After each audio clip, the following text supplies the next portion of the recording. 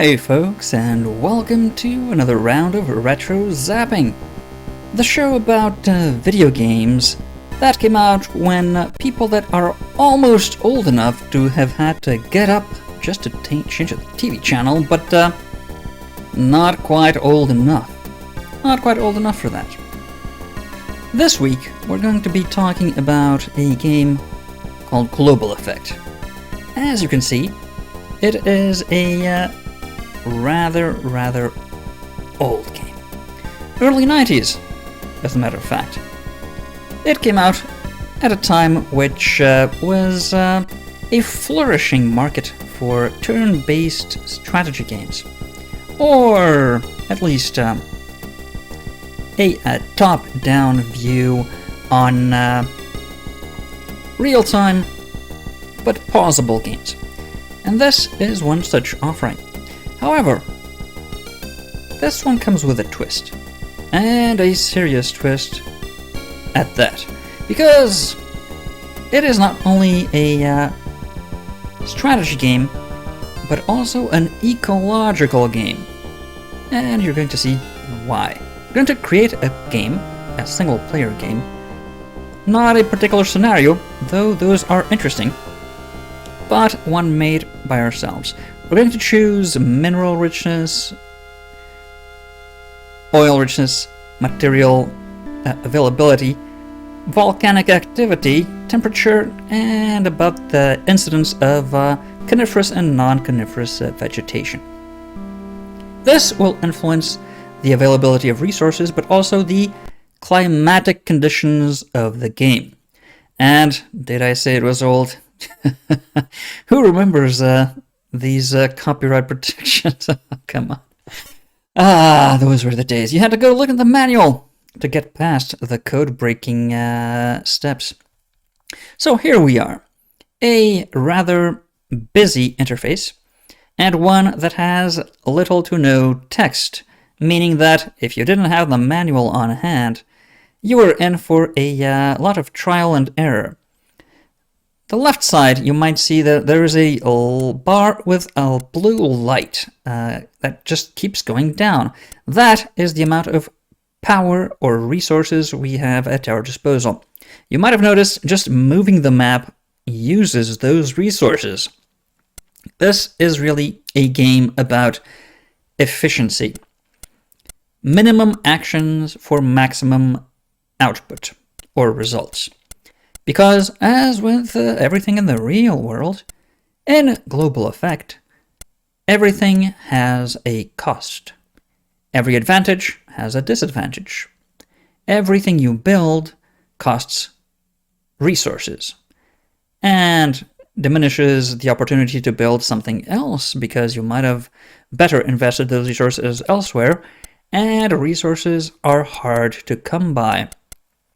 Furthermore, you are also in, well, not direct management, but your actions affect the planet, the environment, the climate. Yes, this is a game that came out smack dab in the middle of the first stirrings and public outcries, and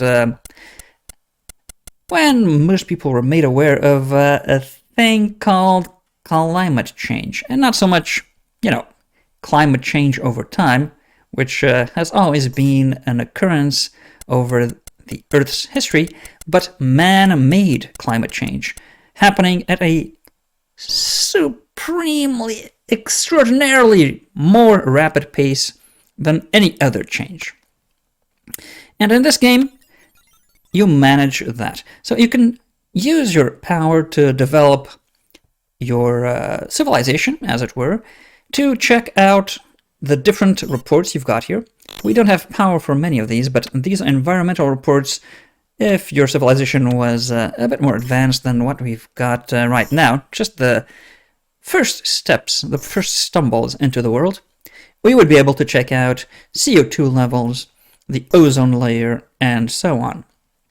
Your actions influence the environment. So say the CO2 levels would be rising too quickly because of your industrial output or just through natural occurrences, and so the environment might become hostile to you.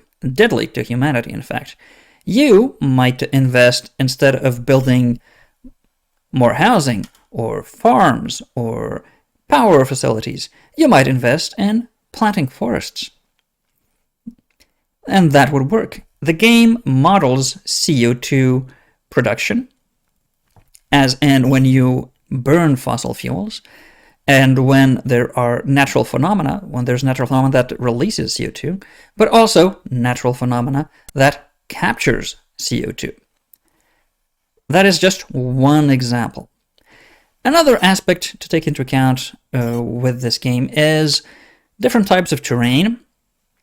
Of course, latitude, because that influences a lot of different things, and aspects related to city services like sewage. You see, we built water facilities, but also water treatment, solar power centrals, wind power centrals, housing facilities, piping that comes out of the water treatment facility specifically, so we are not polluting the ocean when we release our wastewater. And we will move into farming, expanding our population, and eventually exploiting mineral that includes atomic potential for energy production later on. That will increase the speed at which your power bar to the left can grow. The more people you have that provide manpower, the more electrical production you've got at your disposal, the more resources you have available for further developments and expansion. Now in this example, magmatic activity. So that will increase, for instance, CO2 levels in the atmosphere. So if the game were to last a long time and that magmatic activity released too much gas into the atmosphere and we were not able to control that rise, that could potentially be a game over situation, because the game will end if the Earth's environment becomes unlivable. So humanity cannot survive that. And I'm moving through, so all the building options you can see there. Not self-explanatory because there's no text, but I think the icons, the infographs, the infography, is that a word? Maybe not in English. However, the icons are very, very clear, for the most part, as to what type of facility you're going to build with them. So in this case, a coal mine. You might want to prospect the terrain for that to make sure that there's actual coal in there. But given that we chose to have a very high probability of coal seams and oil reservoirs, you can pretty much hit a seam within a reasonable distance, no matter where you start.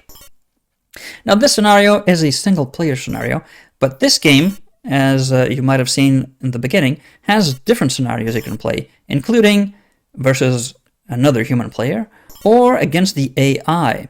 And, well, that's a drought, meaning that we do need water distribution systems to be able to keep our people alive. People are dying of a disease? Yeah. I'm not very familiar with the mechanics of the game because, well, it's very old, the manual is not all that well explained, there's no strategy guide, and everything I've figured out over the years is essentially through trial and error. And hopefully, this video will pique your interest and have you do the same, and who knows, maybe enough people will have interest so that we'll actually know what the hell we're doing when playing it. But that we'll leave for next time. Till then.